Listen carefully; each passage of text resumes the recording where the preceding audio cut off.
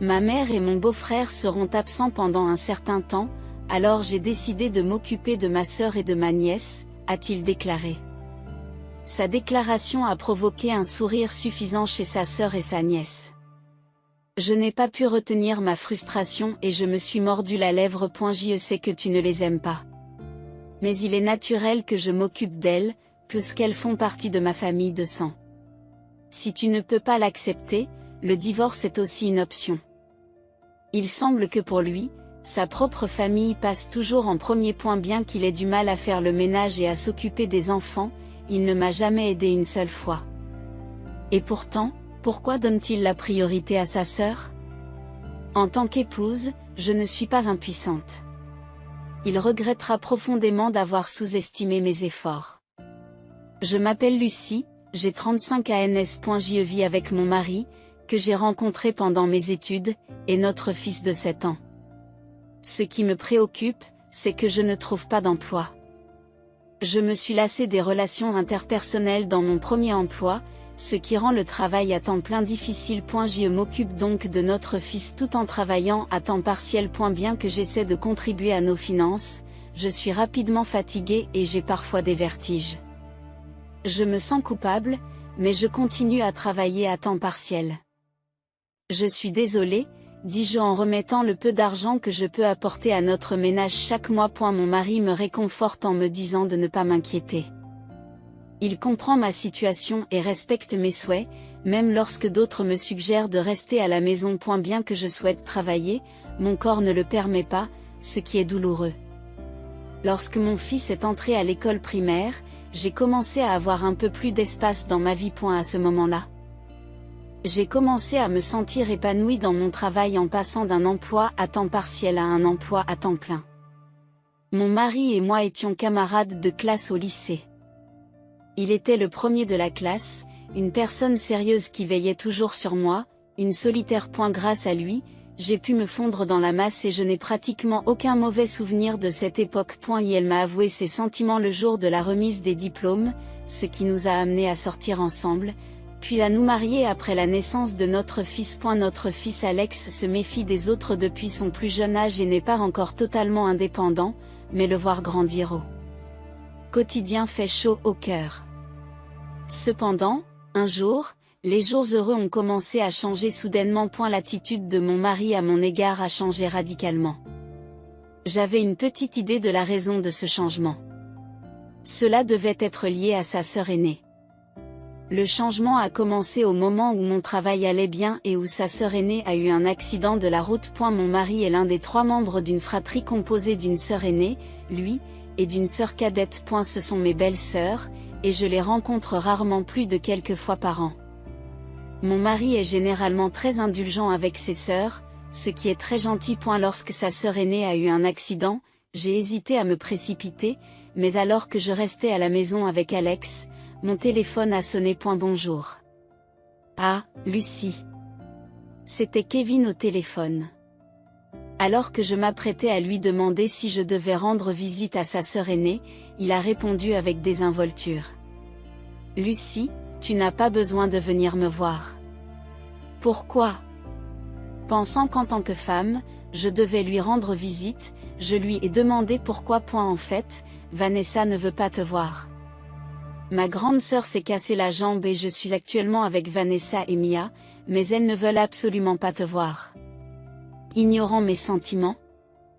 Mon mari a expliqué cela en riant. Vanessa est sa jeune sœur et elle a probablement un penchant pour son frère, ce qui fait qu'elle me traite assez durement.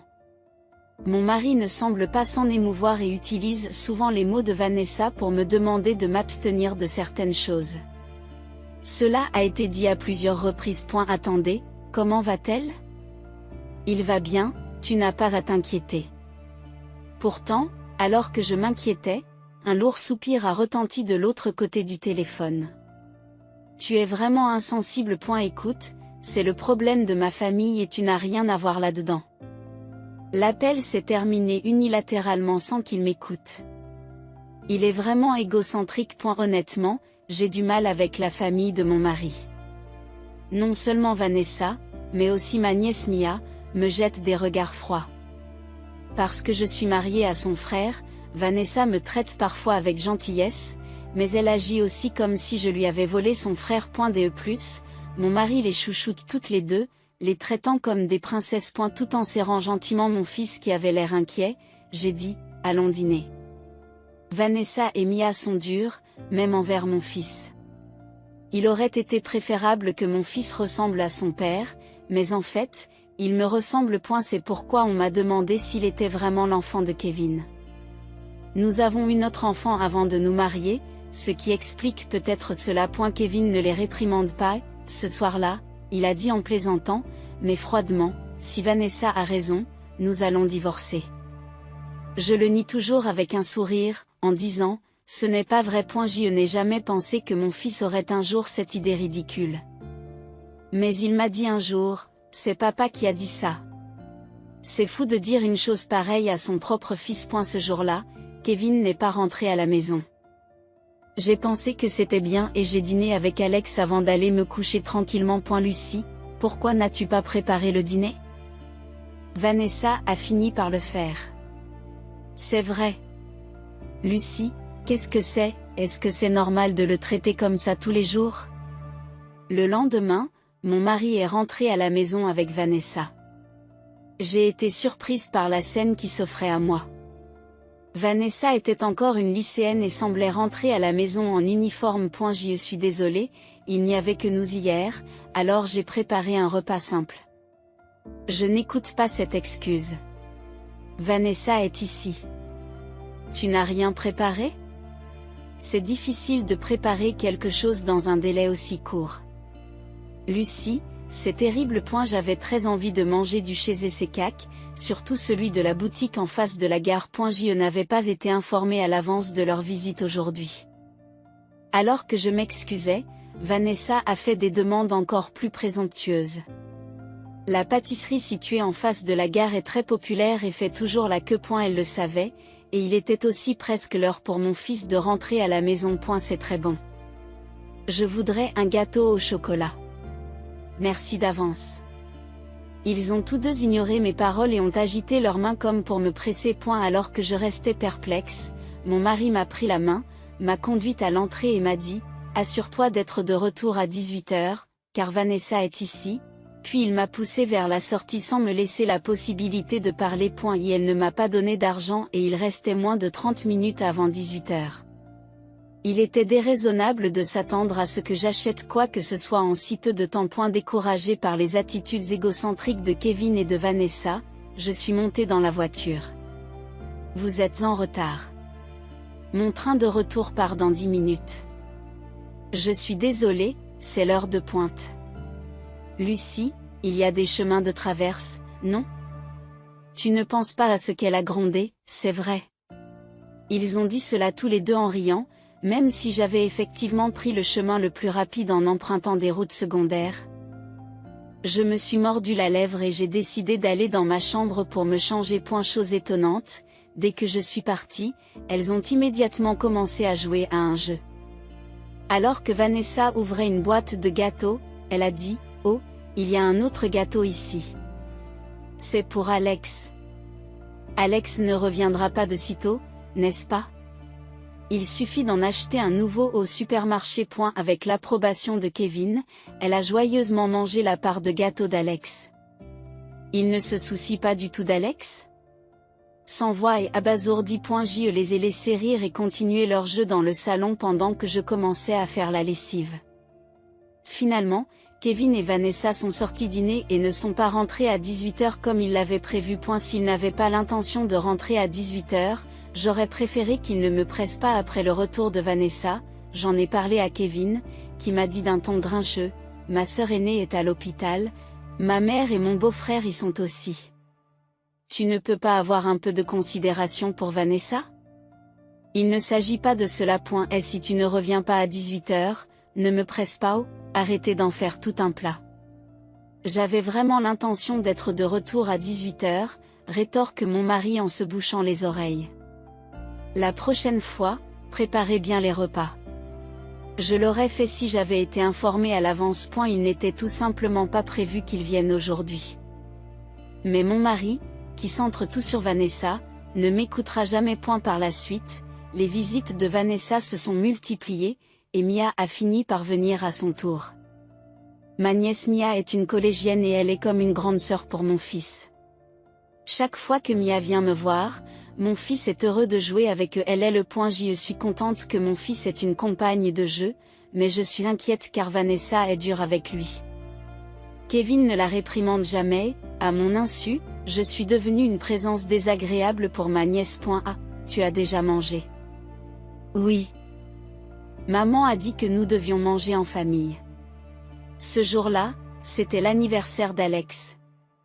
J'avais dit à Kevin de rentrer plus tôt, et il s'est souvenu de l'anniversaire d'Alex. Il semble qu'il ait pris son après-midi et qu'il soit allé directement chez sa famille avec Alex à son retour. Mia m'a donné un cadeau qu'Alex a mentionné nonchalamment, bien qu'apparemment ils avaient déjà organisé une fête là-bas, et les deux étaient pleins. Bien que j'ai préparé ses plats préférés et un gâteau, il n'y avait pas eu de communication préalable. Si j'avais su, je n'aurais pas cuisiné autant. Pourquoi donnes-tu tant d'importance au travail? Maman était en colère, a raconté Alex. Mais je ne savais pas que nous avions prévu d'aller là-bas, ai-je répondu. Tu aurais dû comprendre ou vérifier, lui a-t-on dit. Il semble que Vanessa ait organisé l'anniversaire lors de leur dernière visite. Et elle en avait discuté avec Kevin. Mais personne ne m'avait prévenu. Quelle imprudence! Les actions unilatérales de Vanessa provoquent toujours des vagues dans ma vie. Ce jour-là n'a pas fait exception. Mon mari suppose que je devrais tout savoir et me reproche d'être ignorante. Depuis quelque temps, Vanessa est plus gentille avec mon fils. Il n'hésite donc pas à aller chez elle, d'autant plus que sa nièce bien-aimée s'y trouve. Tiens, c'est ton cadeau d'anniversaire de ma part, dis-je, essayant de me remonter le moral, en tendant son cadeau à mon fils. Il a eu l'air surpris. C'est le même que celui que Vanessa m'a offert, s'exclame mon fils. Qu'est-ce que c'est? Le cadeau que j'avais préparé était un jeu vidéo dont mon fils avait envie. Bien sûr, il a été choisi en concertation avec Kevin. Et si Vanessa l'a su, c'est que Kevin le lui a dit. En regardant Kevin, je l'ai vu froncer légèrement les sourcils et dire, je donne le même cadeau que ma sœur. Quel genre de mère fait cela? Mais nous avons choisi cela ensemble avant que je ne réponde. Vanessa ne savait pas non plus quoi offrir. Alors je lui ai recommandé ceci. Tu ne peux pas lire dans la pièce? Tu n'es pas une bonne mère, a-t-il critiqué. Je me suis retenu de répliquer, je me suis excusé auprès de mon fils et j'ai rangé le cadeau. Kevin, inconscient de mon désarroi, continue de parler. Au fait, ma mère et mon beau-frère seront absents pendant un certain temps, alors j'ai décidé de m'occuper de ma sœur et de ma nièce, dit-il. Qu'est-ce que tu veux dire, demandai-je, comme ma sœur aînée est hospitalisée et qu'il est difficile pour elle de vivre ensemble, je les soutiendrai. Je m'occuperai de leur nourriture, de leurs vêtements et de leur logement, alors s'il vous plaît, libérez votre chambre, déclara il. Elle semblait qu'il avait déjà pris sa décision en me demandant de quitter ma chambre. Je n'avais jamais entendu parler d'un tel plan, et on m'a également dit d'utiliser ma chambre comme espace de stockage. Alex était heureux d'apprendre qu'ils venaient tous les deux. Je sais que tu ne les aimes pas, mais il est normal que je m'occupe d'eux puisqu'ils sont de ma famille. Si vous ne pouvez pas l'accepter, le divorce est aussi une option. J'ai été traitée comme si j'étais une nuisance. En voyant Alex s'habituer progressivement à leur famille, j'ai senti que je devais faire quelque chose. Ce n'était pas seulement pour moi, mais aussi pour améliorer la situation d'Alex. Le lendemain, j'ai demandé à Kevin quand ils viendraient tous les deux. Il ne connaissait pas la date exacte, mais il m'a communiqué le programme. J'ai nettoyé les objets inutiles comme prévu. J'ai éliminé tous les objets inutiles ou je les ai déplacés là où il l'avait demandé. En suivant ses instructions, j'ai agi ce jour-là. À ce moment-là, Kevin était parti jouer chez ses parents et j'étais seule avec Alex. Comme c'était le week-end, j'ai nettoyé et rangé les objets inutiles dans ma chambre. Lorsque Kevin est rentré à la maison, il s'est exclamé, surpris, « Mais qu'est-ce qui s'est passé ici? Comment ça? Qu'est-ce qui s'est passé? Il y a un problème? Un problème? Regarde l'état de cet endroit. J'ai fait ce que tu m'as dit, j'ai déplacé les choses et je me suis débarrassé des objets inutiles. Oui, j'ai organisé la pièce et j'ai jeté les choses que nous n'utilisions pas. Cela signifie que j'ai vidé tout ce que j'avais acheté pour la maison. Cela inclut tous les appareils que nous utilisions pour entretenir la maison, comme la télévision et la machine à laver. Par ailleurs, l'appartement est au nom de mes parents. J'ai donc consulté mes parents et j'ai décidé de quitter les lieux dans un mois. Kevin tremblait. Mais ce n'est pas mon problème. Il avait dit qu'il voulait vivre avec Vanessa et Mia, comme s'il s'agissait de sa propre maison. Mais à l'origine, c'est ici que je vivais. J'ai donc fait exactement ce qu'on m'a dit de faire, c'est-à-dire me débarrasser et déménager. Pourquoi tous les appareils ont-ils disparu? C'est parce qu'on m'a dit de les déménager et de m'en débarrasser. Laissant ces mots derrière moi, je suis sortie du salon. Il a crié « Attendez !» La discussion n'est pas terminée, mais je l'ai complètement ignorée. Et elle a remarqué que j'étais dans ma chambre et s'est précipitée en élevant la voix. La discussion n'est pas terminée. Pourquoi es-tu en colère? Je ne suis pas en colère. Je n'ai fait que suivre vos instructions. Oh, ce n'est pas nécessaire non plus, ai-je dit. À ce moment-là, j'ai ramassé une montre de luxe que je lui avais donnée auparavant. Comment pouvais-je m'offrir un tel luxe avec un emploi à temps partiel?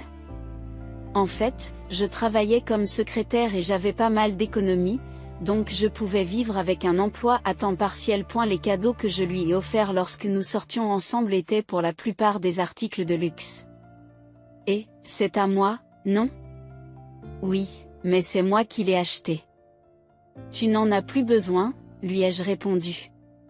Tout en disant cela, j'ai mis la montre de luxe dans une boîte. La boîte était remplie de nombreux vêtements et de boîtes d'articles de marque. Son teint est devenu pâle en un rien de temps. C'est alors que la cloche de la maison a sonné. Le moment n'aurait pas pu être mieux choisi. Ignorant sa retenue, j'ai marché jusqu'à l'entrée. Mais la vengeance n'est pas encore terminée.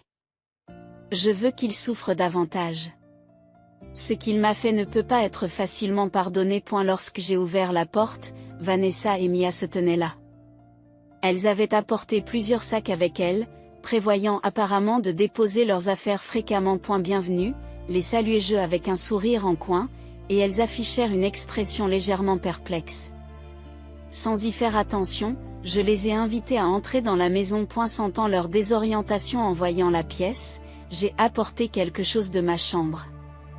Vanessa, c'est bientôt ton anniversaire, n'est-ce pas? Oui, mais... Merci pour ce que tu as fait pour Alex la dernière fois. Tiens, c'est un peu tôt. Mais c'est un cadeau de ma part, dis-je en tendant une boîte qui était à l'origine destinée à Alex. Ah! Ce n'est pas celui que j'ai acheté? Non, non, prenez-la. C'est un témoignage de ma reconnaissance, ai-je insisté. Vanessa a eu l'air confus, et j'ai gloussé bruyamment. C'est quelque chose de spécial que j'ai acheté avec ton frère bien-aimé. Si tu ne l'acceptes pas, ton frère sera triste.